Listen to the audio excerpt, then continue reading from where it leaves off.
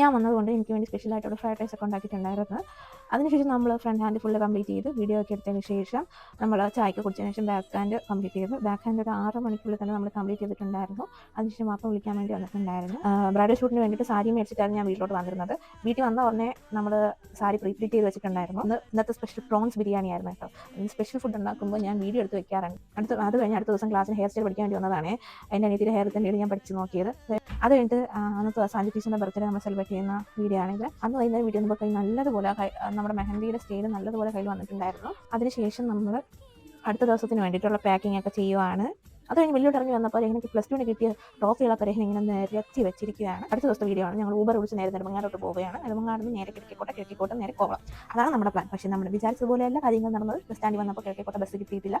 Thampanoor bus ഉണ്ടായിരുന്നു. കുറേ വന്നിട്ട് പോയി. ഏറ്റവും അവസാനം നമ്മൾ തമ്പാനൂർ തന്നെ കയറി. തമ്പാനൂർ നേരെ നമ്മൾ പാളയത്ത് ഇറങ്ങി. പാളയത്ത് നമ്മൾ നേരെ ഓട്ടോ വിളിച്ച് ചാലയിൽ പോയി വാങ്ങിച്ചതിന് ശേഷം